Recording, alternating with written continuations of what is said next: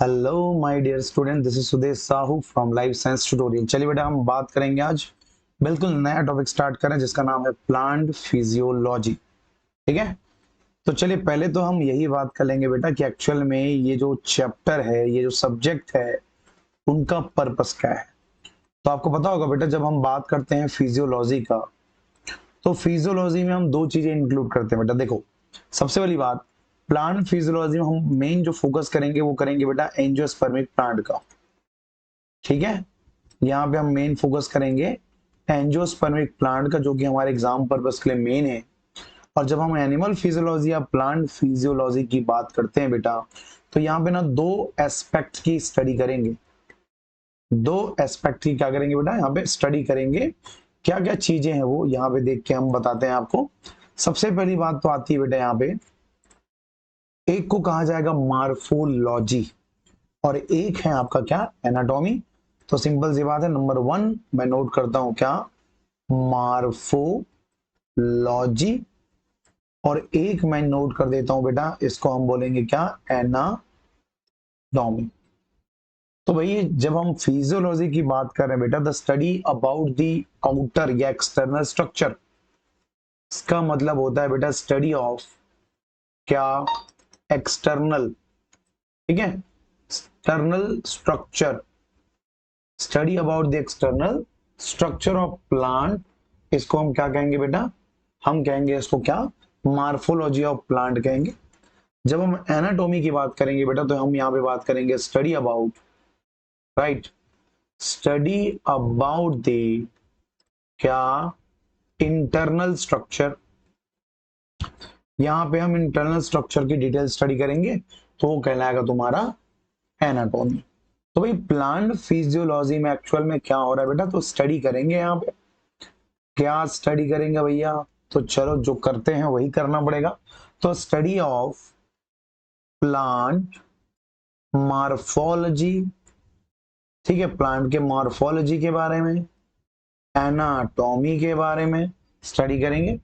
ठीक है, anatomy of the parts, plant के पार्ट्स होंगे बेटा। ठीक है, प्लांट के ऑर्गन होंगे, प्लांट के बॉडी होंगे। ठीक है, which are present, which are present mainly. अब यहाँ पे देखो मेनली वर्ड लगा रहा हूं, क्योंकि एक्चुअल में हमको एंजियोस्पर्मिक प्लांट को यहाँ पे कवर करना है। मेनली इन, क्या हो जाएगा, एंजियोस्पर्मिक। बेटा इसको हम क्या बोलेंगे, एंजियोस्पर्मिक प्लांट कहेंगे। तो याद रखना कि एंजियोस्पर्मिक प्लांट की स्टडी प्रॉपर हम क्या करेंगे, प्लांट फिजियोलॉजी में डिटेल में करेंगे। ठीक है, हम यहाँ पे क्या करेंगे बेटा, डिटेल स्टडी करेंगे।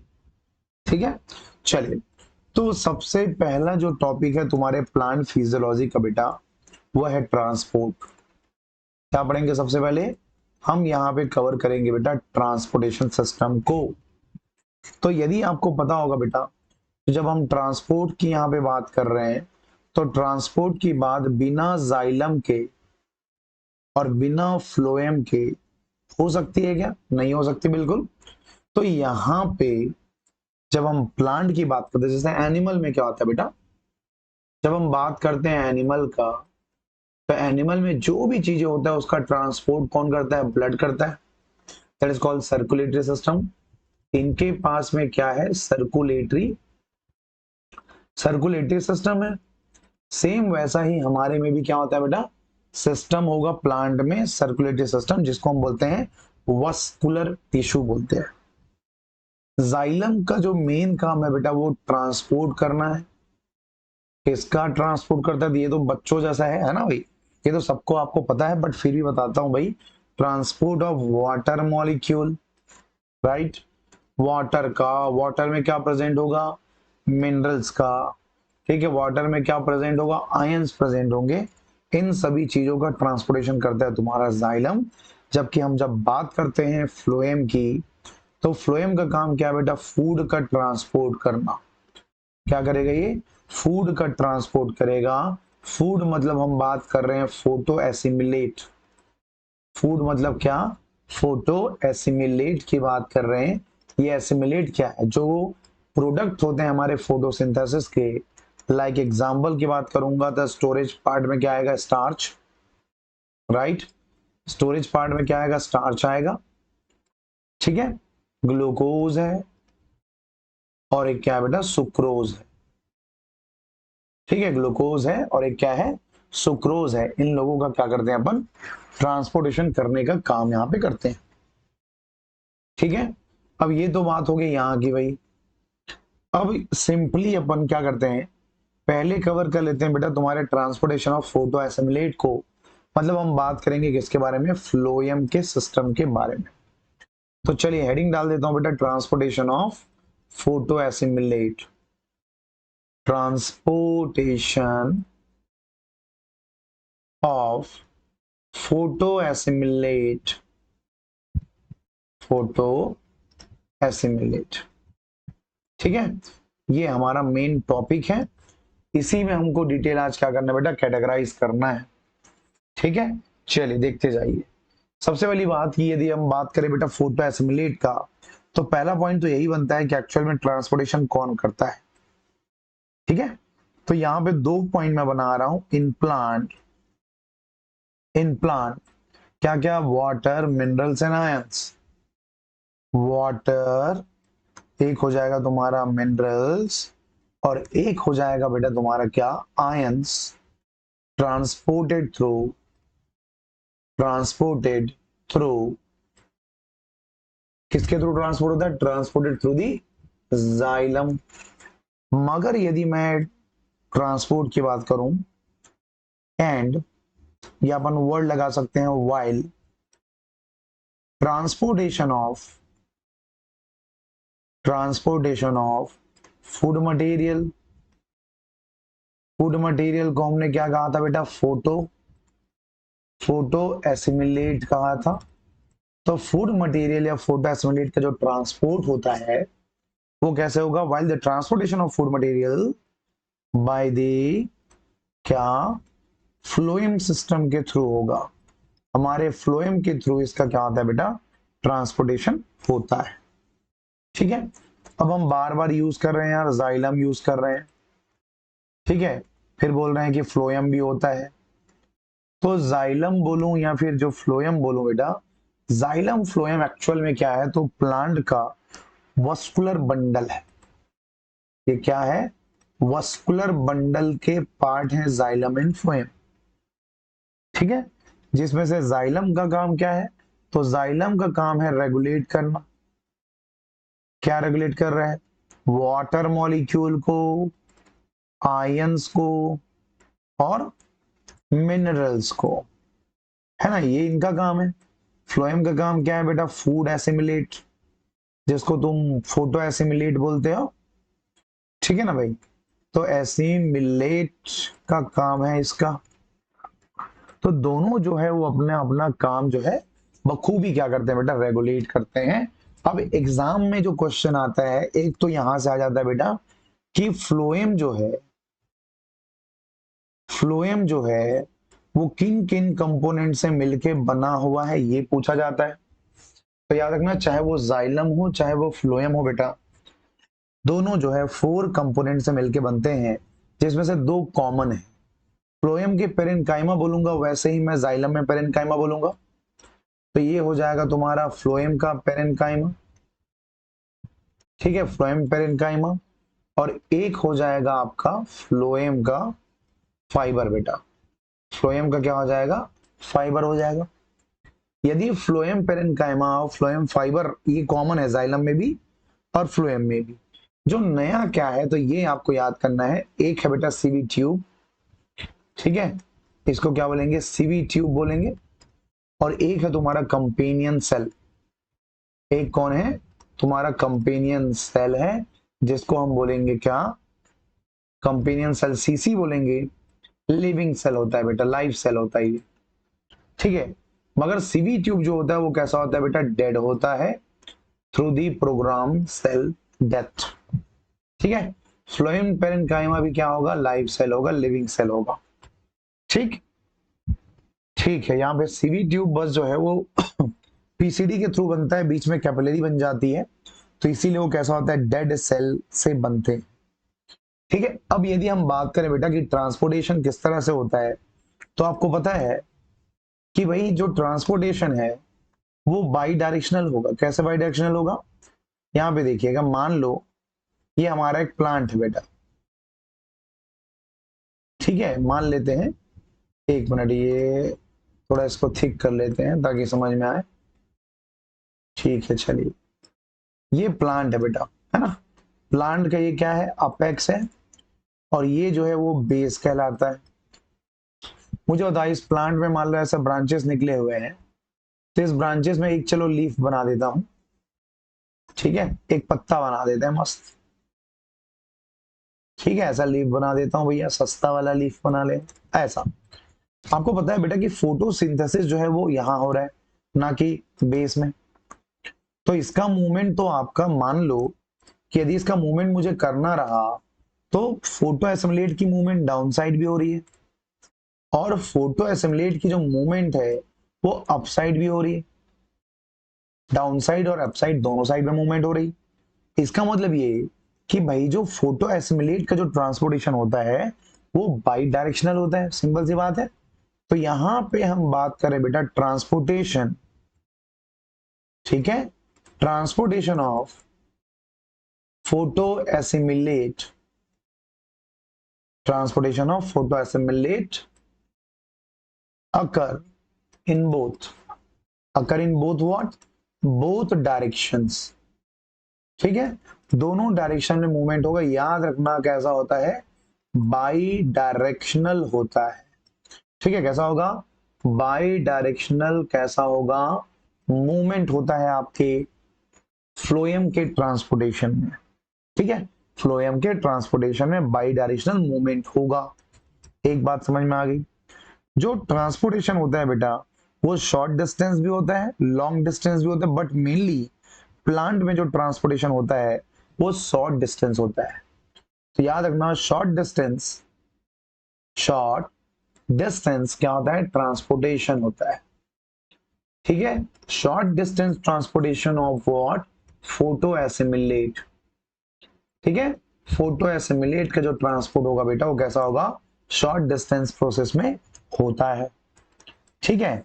अब इसमें देखो, फ्लोएम जहां प्रोड्यूस हो रहा है दैट इज कॉल्ड सोर्स, और जहां जाना है बेटा दैट इज कॉल्ड सिंक। जहां प्रोड्यूस हो रहा है वहां को बोलेंगे सोर्स, जहां पे जाना है वहां को बोलेंगे सिंक। तो सोर्स जगह पे क्या होगा? फ्लोएम की लोडिंग होगी, जो एक्स्ट्रा खाना है वो लोड हो जाएगा, और जहां पे सिंक है वहां पे क्या होगी बेटा? अनलोडिंग होगी। फ्लोएम की क्या हो जाएगी? अनलोडिंग हो जाएगी। ये लो, यहाँ पे क्या हो गया? अनलोडिंग प्रोसेस हो गया। तो कहां पे लोड और कहां पे अनलोड, ये चीजें तो हम समझ ही रहे होंगे, है ना भाई।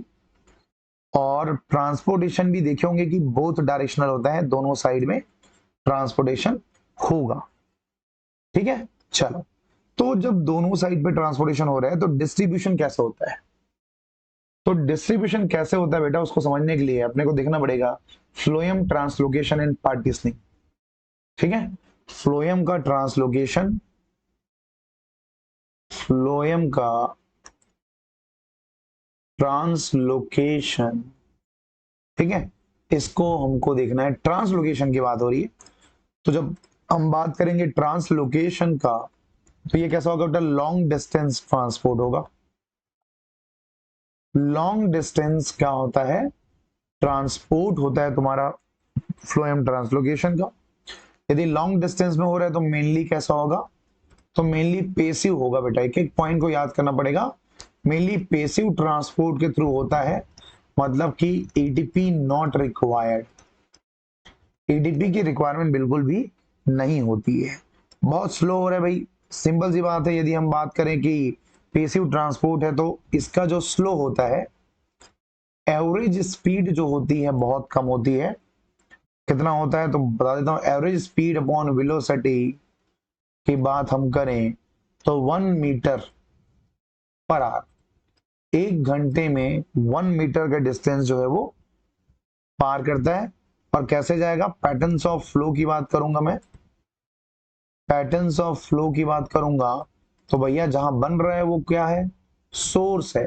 सोर्स टू कहां जाएगा, तो सोर्स टू सिंक में क्या होता है, इसका ट्रांसपोर्टेशन रेगुलेशन जो है होता है बेटा।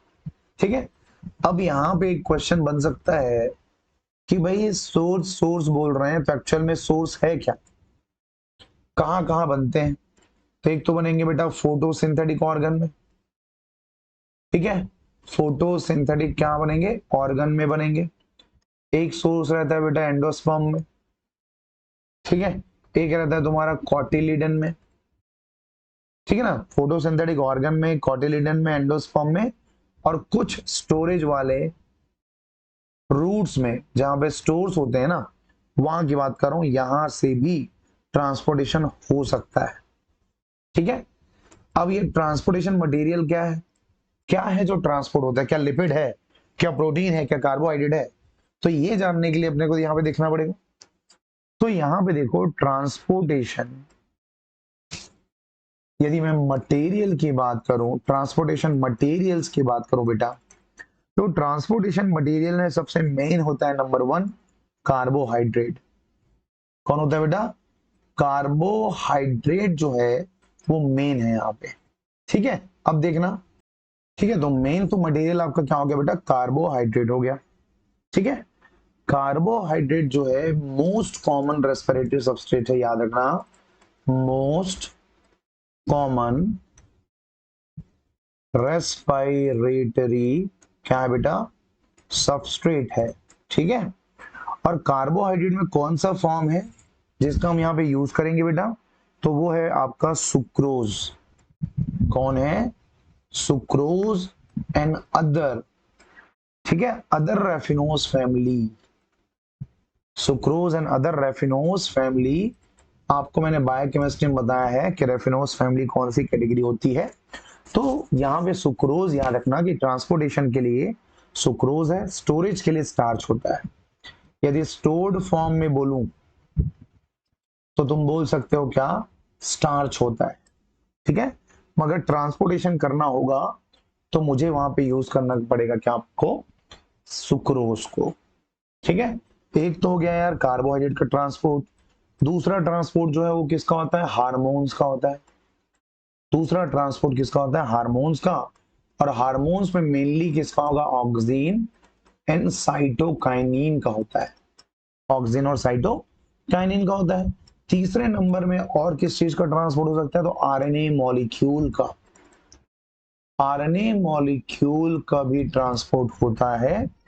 एमआरएनए हो गया मान लो आपका, ठीक है, एक हो गया आपका एमआईआरएनए। इन सभी का ट्रांसपोर्टेशन जो है वो हम कर सकते हैं बेटा। फोर्थ नंबर पे आता है आपका अमाइनो एसिड। तो अमाइनो एसिड का जो ट्रांसपोर्टेशन है उसमें से मेनली जो है ग्लूटामेट और एस्पार्टेट का करते हैं, ग्लूटामेट और किसका करते हैं, एस्पार्टेट का करते हैं बेटा। इसी ग्लूटामेट का नाम है ग्लूटामिक एसिड, ग्लूटामिक एसिड है ये। और ये एस्पार्टेट जो है वो क्या है, एस्पार्टिक एसिड है। ठीक है, ये एस्पार्टिक एसिड है। दोनों जो है वो निगेटिव चार्ज अमीनो एसिड है, निगेटिव चार्ज वाला क्या है ये, अमीनो एसिड कहलाते हैं। फिफ्थ नंबर में आता है बेटा आपके आयंस। कौन आएगा, आयंस। आयंस में मेनली ट्रांसपोर्ट पोटेशियम का, और एक जो है फोटोसिंथेसिस के टाइम में यदि बोलोगे तो मैलेट का ट्रांसपोर्ट होता है। C4 साइकिल में ज्यादातर इन्वॉल्व होते हैं। ठीक है, सिक्स नंबर में आता है बेटा पी प्रोटीन।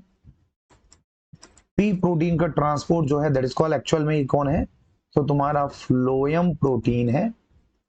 ठीक है, फ्लोयम प्रोटीन है। Only formed in, only formed in phloem, सिर्फ तुम्हारे फ्लोयम में ही क्या होते हैं, ये प्रोड्यूस होते हैं।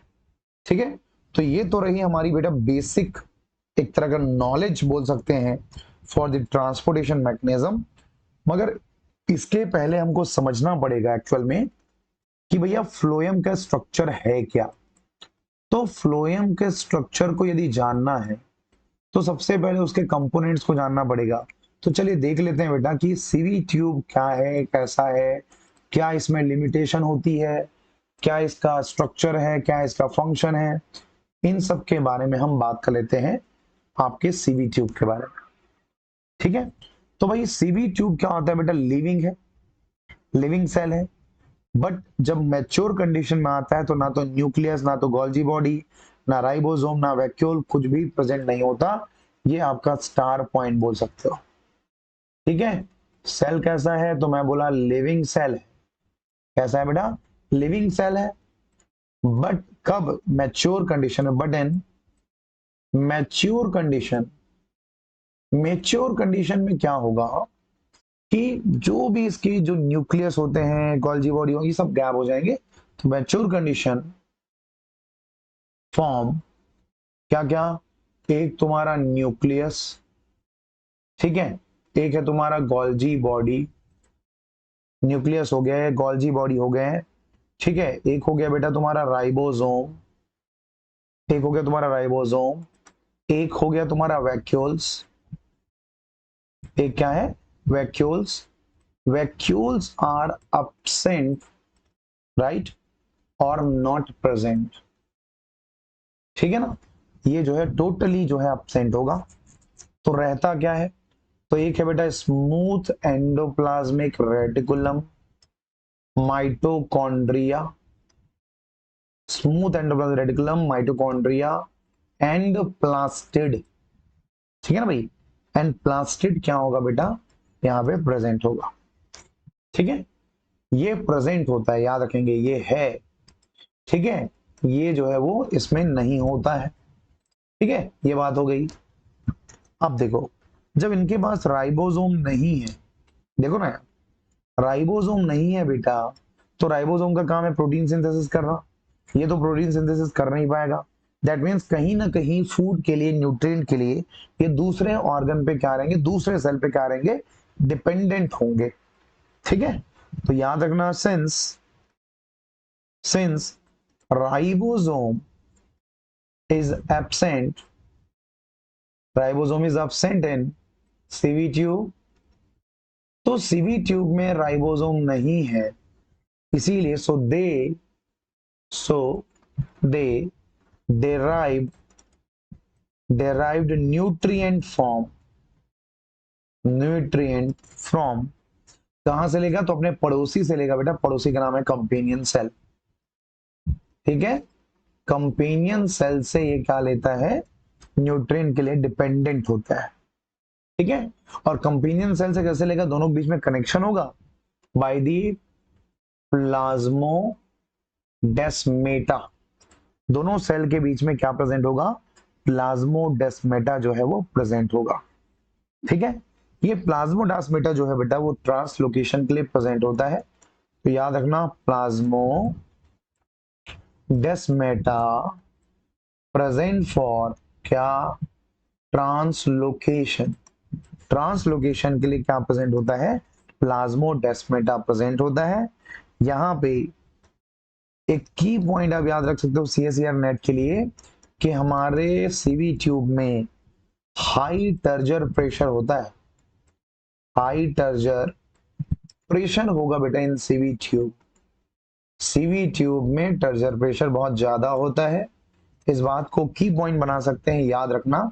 ये पूरी बात होगी आपके किसकी, सीवी ट्यूब की। डिपेंडेंट किस पे है, तो डिपेंडेंट है बेटा कंपेनियन सेल पे, और किसके थ्रू जाता है, तो प्लाज्मोडेस्मेटा के थ्रू जो है वो उनमें क्या होता है, रेगुलेशन होता है, ठीक है। चलिए बात करते हैं आपका सेकंड नंबर का सेल, जिसके बारे में हमने कहा था बेटा कंपेनियन।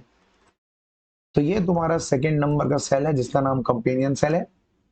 कंपेनियन सेल जो है वो तीन तरह के होते हैं बेटा, ठीक है, देख लेना। तो देयर आर थ्री टाइप्स, ठीक है, there are three types of companion cell, तीन तरह के कंपेनियन क्या है, सेल प्रेजेंट होते हैं।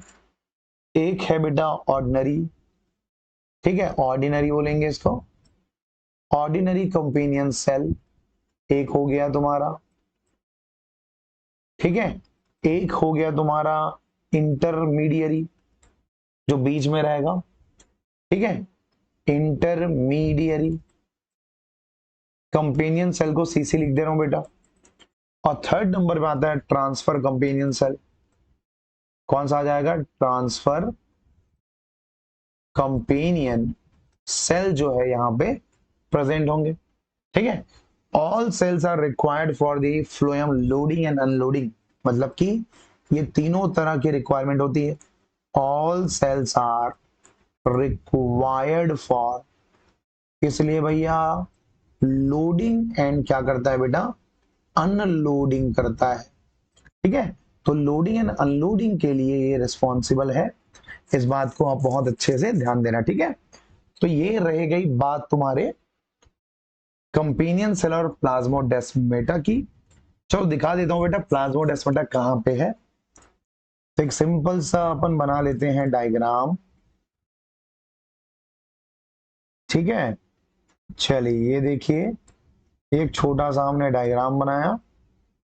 यहां पे हमारा सेल है, ये ट्यूब जैसा सेल है।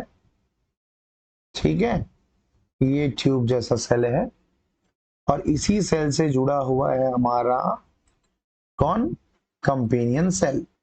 इस कंपेनियन सेल के बीच में ना खाली स्पेस देखने को मिलेगा तुमको। ये देखो, इनके बीच में तुमको क्या मिलेगा, प्लाज्मोडेस्माटा मिलेगा बेटा।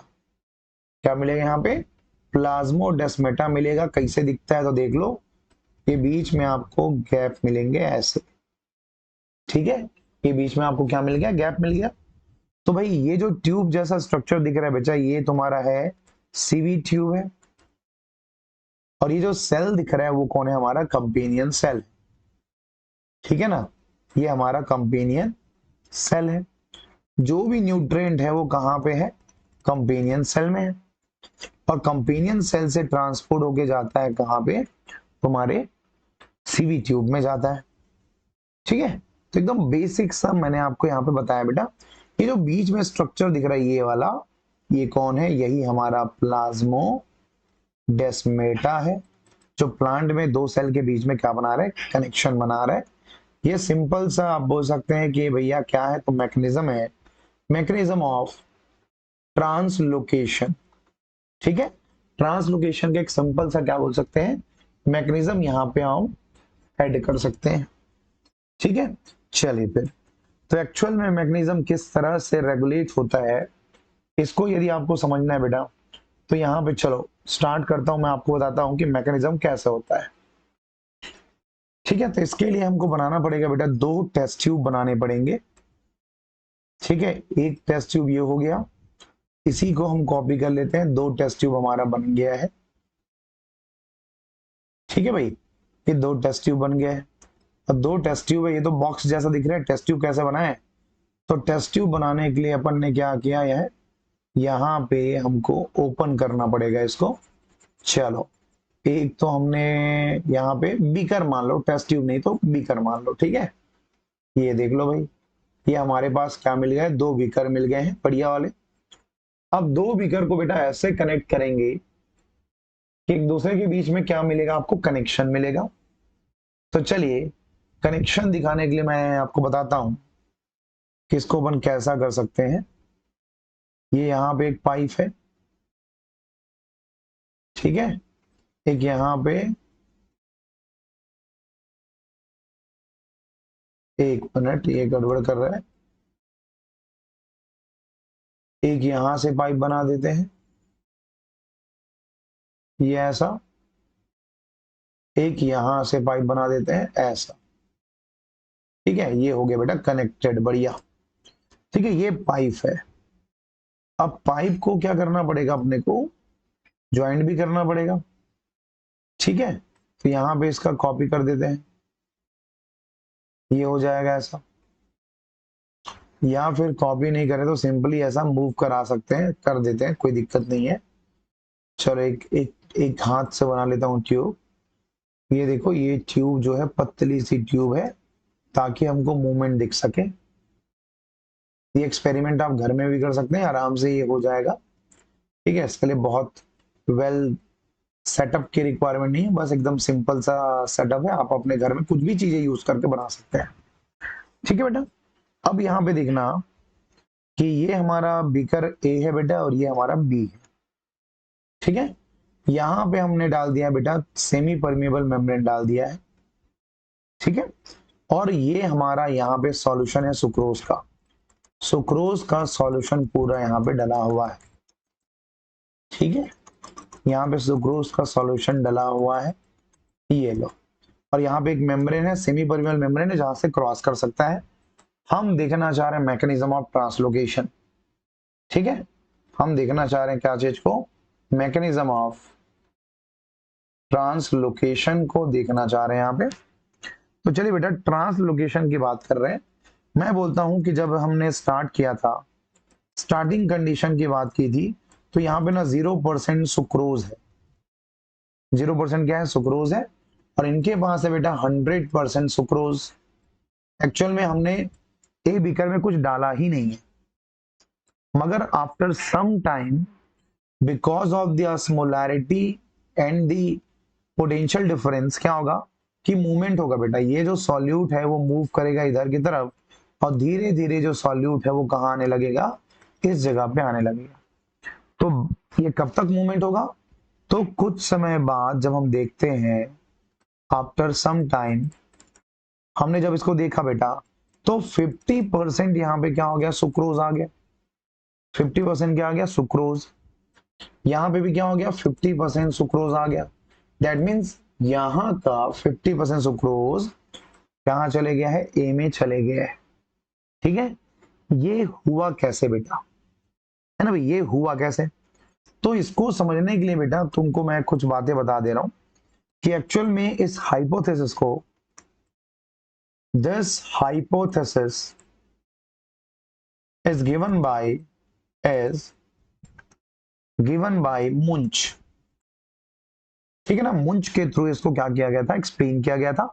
Also called the pressure flow hypothesis, also called, क्या बोलते हैं इसको, तो इसको बोलते हैं बेटा प्रेशर फ्लो। देखो नाम से तुमको कॉन्सेप्ट समझ में आ जाएगा। प्रेशर फ्लो क्या बोलते हैं इसको, हाइपोथेसिस के नाम से जानते हैं, और साइंटिस्ट के नाम से भी बोल सकते हैं, मुंज एक्सपेरिमेंट बोलो, या फिर मास फ्लो हाइपोथेसिस भी बोलते हैं। मास फ्लो हाइपोथेसिस है बेटा ये, ठीक है। तो ये दो तरीके का क्या चलता है यहाँ पे, हाइपोथेसिस जो है वो रेगुलेट होता है, ठीक है। ये एक्चुअल में रेगुलेशन क्यों हुआ, because of the osmotic generation के कारण या पोटेंशियल डिफरेंस के कारण ये जनरेट हुआ है। तो याद रखना ये कौन रेगुलेट कर रहा है, तो रेगुलेटेड बाय ऑस्मोटिकली, ठीक है ना, ऑस्मोसिस के थ्रू हो रहा है, osmotically generated, osmotically generated pressure gradient, pressure gradient के थ्रू क्या हो रहा है बेटा, ये प्रेशर जो है रेगुलेट हो रहा है। ये क्यों रेगुलेट हो रहा है, बिकॉज इन दोनों के बीच में कौन है बेटा, सेमी परमिएबल मेम्ब्रेन। कौन है, semi permeable membrane containing the sucrose transported by semi permeable जो मेम्ब्रेन है, उन्हीं के पास क्या था बेटा, कंटेनिंग सुक्रोज, राइट। इनके पास सुक्रोज था, और ये सुक्रोज जो है वो कहाँ ट्रांसपोर्ट हो गया, ट्रांसपोर्ट हो गया बेटा बी से ए में, ट्रांसपोर्ट बाय ऑस्मोटिकल, ऑस्मोटिकल क्या बोलेंगे, प्रेशर, ठीक है, osmotical pressure from B to A. B से ए में ऑस्मोटिकल प्रेशर के कारण क्या हो गया, यहाँ पे ट्रांसपोर्टेशन जो है वो रेगुलेट हुआ है, ठीक है।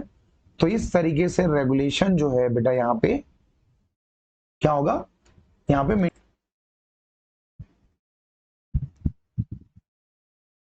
अब यहाँ पे देखना, ठीक। तो ये तो रही हमारी बेसिक कॉन्सेप्ट। आगे का वीडियो मैं आपको नेक्स्ट वीडियो में प्रोवाइड करता हूँ, वो भी आज, ठीक है बेटा। चलिए टेक केयर।